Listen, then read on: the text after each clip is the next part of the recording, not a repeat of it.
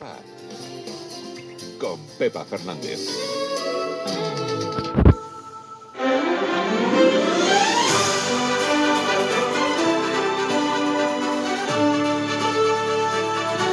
Las 11:26 de la mañana, 10:26 en Canarias. Saludamos a Paloma del Río. Buenos días, Paloma. Buenos días, Pepa. ¿Cómo estás? Buenos días. Pues bien, aquí una semana más. ¿Cómo se nos pasa el tiempo? Trabajando se nos pasa muy rápido. Sí. Esto es una tras de otra, Parece mentira la velocidad a la que va. Espero, que se nos pase rápido a todos. Ojalá. Ya llevamos una semana más de confinamiento con las competiciones deportivas paralizadas y a pesar de eso nosotros seguimos hablando de deporte y de deportistas. Sí. Hay que hablar, aunque no de deporte de competición, pero hay que hablar. Y hablamos la semana pasada del parón deportivo, que salvo algunas excepciones y todo sigue más o menos igual.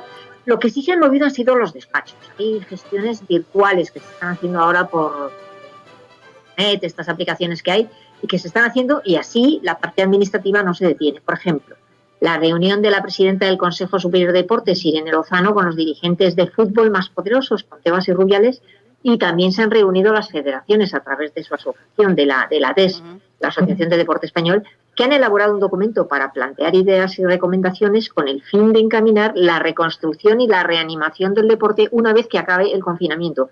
Pero esto podemos hablarlo la semana que viene, si quieres.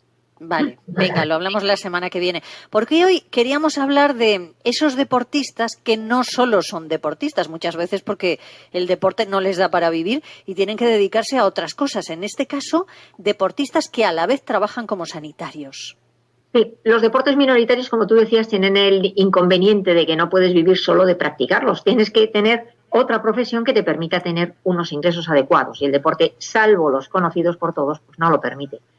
Así que muchos deportistas compaginan deporte y trabajo y hoy quiero traer aquí algún nombre de los que he encontrado durante estos días que se han dedicado a alguno de los oficios encuadrados dentro del ámbito de la sanidad. Ya. ¿Y has encontrado muchos? Pues sí que he encontrado, sí. Por ejemplo, en el mundo del voleibol hay bastantes. María Antonia Gomila, líbero de la Barca de Menorca, es una jugadora de la selección femenina que se graduó en enfermería y hasta ahora no había podido precisamente ejercer su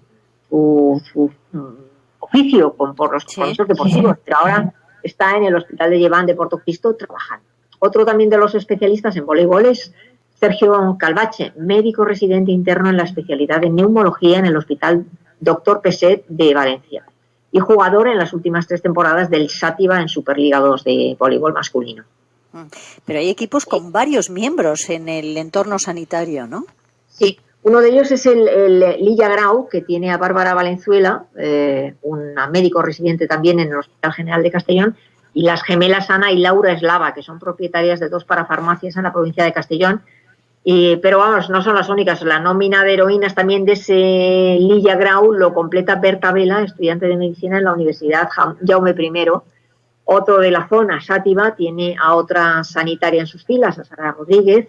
No olvidemos el gesto también de la Federación Española de Voleibol, que ofreció al Ayuntamiento de Lorca el uso de las instalaciones permanentes de vóley playa que tienen allí por si las necesitaban para aislar pacientes de COVID, porque está muy cerca las instalaciones del Hospital Rafael Méndez de Lorca y es una zona muy estratégica y muy útil también en estos momentos por si las necesitan.